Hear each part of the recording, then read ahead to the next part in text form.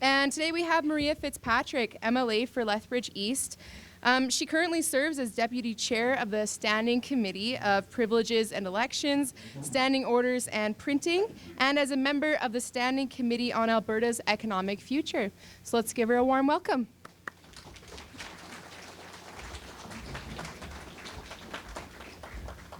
Thank you very much, Courtney. It's a change for me to be on this side of the mic, and I'm pretty happy to be here. So good afternoon, everyone, and thank you for coming. Thank you, SACPA, for inviting me to speak about this topic. And I will begin by acknowledging that we are on Blackfoot territory, Treaty 7. I thought to best present this whole picture, I'd provide a little history, a little bit about the process, and of everything that's occurred to date, and a little bit about my own perspective.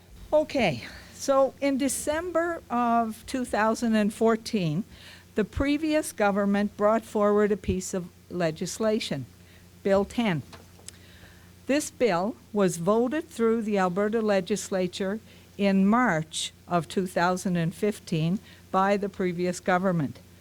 This bill guaranteed students the right to establish gay-straight alliance or queer-straight alliance in their school. It also guaranteed students the right to use the title gay-straight alliance or queer-straight alliance as the name of their group, and to be provided with a facilitator, either a member of the school staff or a third party.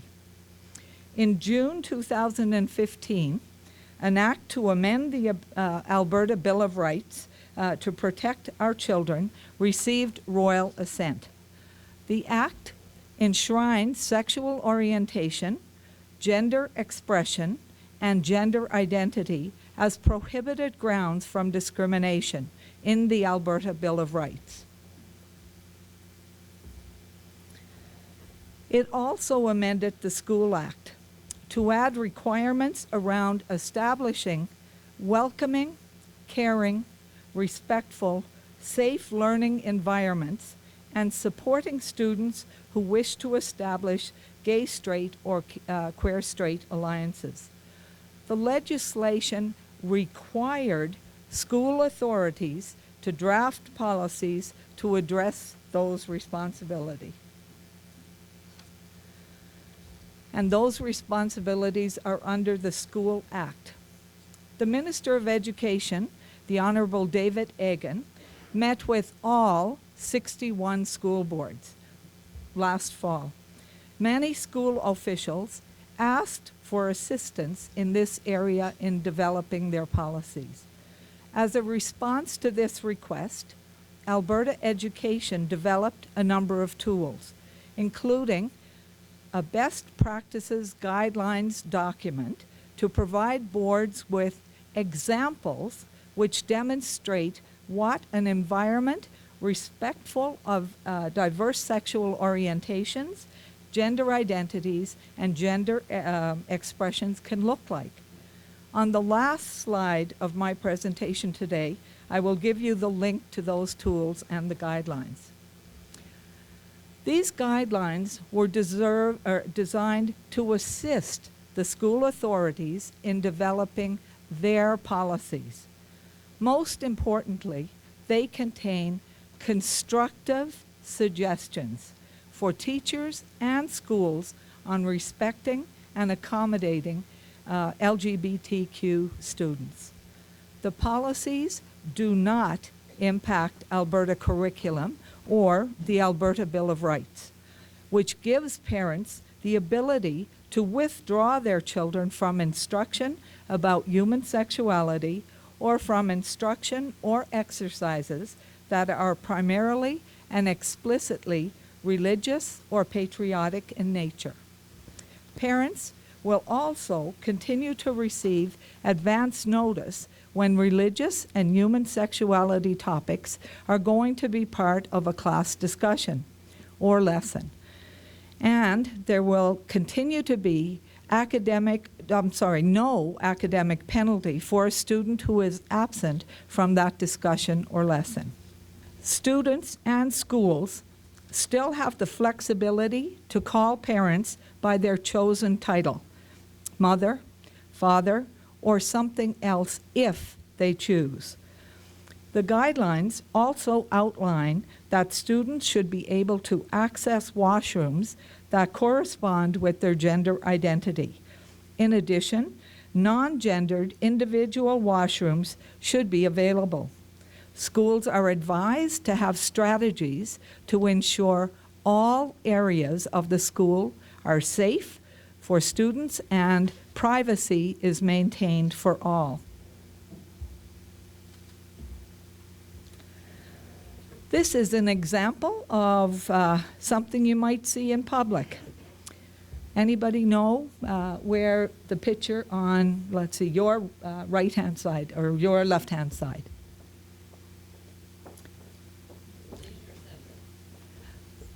No? Anybody else? It's someplace I'm sure you all visit at least once a week. It's Park Place Mall. Okay? The other door that you see is any non-gendered bathroom that you probably have in your own home. There's another piece of applicable legislation which is part of this conversation. It is the Alberta Human Rights Amendment Act, also known as Bill 7.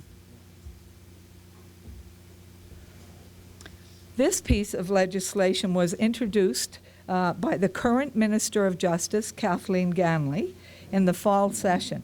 It enshrined sexual orientation, gender identity, and gender expression as protected grounds of discrimination. This bill received unanimous support in the legislature. This slightly detailed diagram shows the pathway towards good education policy. It starts with provincial legislation that governs the education system. It is currently the School Act, but this will be replaced with the more modern Education Act, which is due to be proclaimed this year. From there, regulations are drafted to address certain components of the Act. School authorities are tasked with developing policies, standards, and procedures. It was in that light, in the fall, that Minister of Education David Eggen asked all the boards to begin to draft policies to respond to both Bill 7 and 10. He also asked to have all policies from public and private school boards submitted by March 31st of 2016. At that point, Alberta Education will review the policies and work through concerns on an individual basis. And that is where our much discussed guidelines came into the fray. The guidelines for best practices, creating learning environments that respect diverse sexual orientations, gender identities, and gender expressions were developed as a resource in response to the requests from school boards eager to work on their policies. They attempt to provide an overview of practices being utilized or explored across numerous Canadian jurisdictions. The guidelines are not legally binding and merely meant as a bit of a roadmap for boards. The guidelines at a high level fundamentally promote the right to safety in schools and the right to self-identification when it comes to gender.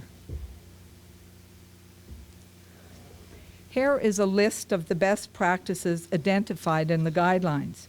I will give a few examples of how these guidelines are defined as I go through them. So the first one, providing supports that respond to students' individual needs. All students, including those with diverse sexual orientation, gender identities, and gender expressions, are unique individuals and have differing needs. Supports that work for one student may not work for another. Some students will benefit from universal or targeted supports that may already be in place in the school. Other students may need more specific and individualized supports to enable their full and equitable participation in learning activities and within the school communities. And that's the same for anything that happens in the school. The different needs for the different students are addressed within the school system. The indicator for this best practice: students with diverse sexual orientations, gender identities, and gender expressions feel comfortable to seek out a staff person to discuss their particular needs, interests, and concerns. All staff are willing and able to actively listen to a student's concerns, respect the student's privacy and confidentiality, and work collaboratively with others to identify and implement evidence-based supports that will make a positive difference for this student. So the second best practice is respecting an individual's right to self-identification. Third, maintaining school records in a way that respect privacy and confidentiality. Number 4, ensuring dress codes respect an individual's gender identity and gender expression. And in this one, I'll go through an example as well. A flexible and gender-inclusive dress code recognizes that all students and staff have the right to dress in a manner consistent with their gender identity or gender expression. Accommodating choices in clothing and general appearance is part of respecting identity of individual gender identities and gender expressions.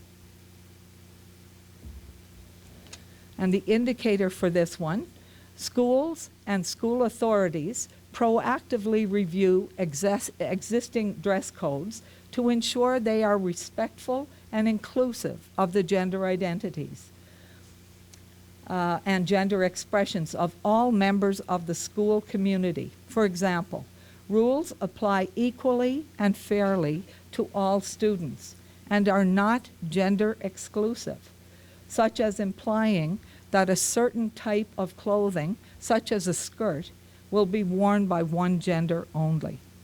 Okay, so minimizing gender-segregated activities.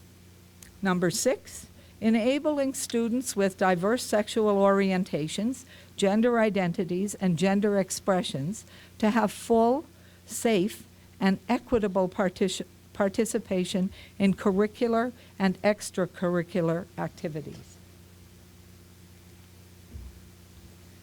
Providing safe access to washroom and change room facilities. Providing professional learning opportunities that build the capacity of staff to understand and support diverse sexual orientations, gender identities, and gender expressions. Using a comprehensive, whole school approach to promote healthy relationships and prevent and respond to bullying behaviors. 10, ensuring students have the understanding, skills, and opportunities to contribute to welcoming, caring, and respectful and safe learning environments that respect diversity and nurture a sense of belonging and positive sense of self. Number 11, and this is an example as well, ensuring all families are welcomed and supported as valued members of the school community. Research shows that student achievement improved when parents and other caregivers play an active role in their child's education, and that good schools become even better schools when parents and families are involved. When parents, teachers, students, school leaders, and others see one another as partners in education, a caring and responsive community is formed. Parents and other family members with diverse sexual orientations, gender identities, and gender expressions may have experienced discrimination in the community and may not feel welcome or included in their children's school community. An intentional and inclusive approach to school, family, and community partnerships with strategies and activities that support student learning and well-being, strengthens families, invigorates community supports, and increases student success. So the indicator for that one is school forums, websites, letters, and other communications use non-gendered and inclusive language, e.g., parents, guardians, caregivers, families, partners, student or their instead of Mr., Ms., Mrs., mother, father, him, her, etc. Staff use appropriate language to acknowledge and communicate with families. If unsure of the appropriate language, they ask the family for guidance, e.g., how children refer to their parents and or other parent partners. When organizing school-supported student, family, or community events, staff ensure activities are designed in ways that are inclusive and respectful of diverse sexual orientations, gender identities, and gender expressions. Staff respect the privacy and confidentiality of parents and families as it relates to sexual orientation, gender identity, and gender expression.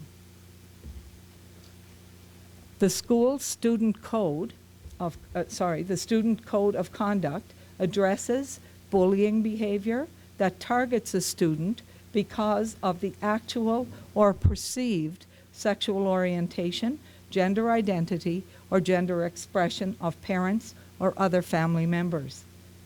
Family members are able to access washrooms that are congruent with their gender identity. Schools also have non-gendered washrooms available for public use. Now, I want to take a second to address 3 misconceptions that are out there. The first misconception is that guidelines erode the rights of parents. The Alberta Bill of Rights states that parents have the right to make informed decisions respecting the education of their children. The best practices in the guidelines can be used to support students who may be facing difficulties at home. They may also help families understand and support their children who identify as LGBTQ. As well, students and schools have the flexibility to call parents by their chosen title.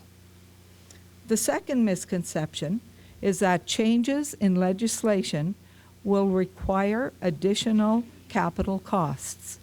Alberta Education does not believe that to be the case, and we will be releasing more plans about our future school designs in the months ahead. Some boards are already proactive. The Calgary Board of Education engaged transgender and gay students about gender-neutral washrooms in the future and how they could be scoped into the design of more than 20 new school and modernization projects currently underway. The outreach community here in Lethbridge have offered to engage with our school boards to assist in drafting their policies. And the last misconception I want to address is one that is claiming the government has issued a province-wide policy on this file. This is not true. School boards should be consulting with their legal counsel on policies they are drafting and then submit to the Alberta Education for a further review. Now a little bit about my perspective. This controversy has sparked much debate on this issue, and it should be talked about and understood. Having said that, I am deeply saddened by some of the hateful rhetoric that I have received in my office. And to me, it was, you want your child to be protected. What about everybody else's child? Every single child who's in school should receive the equal protection. I suspect that had the phrase been persons with disabilities or the word race been substituted for gender identity and gender expression, this debate would not have occurred, or at least not this year. This is about principle and about respect for all. I fully support policies developed by each school board which provides respect for every single student under their care.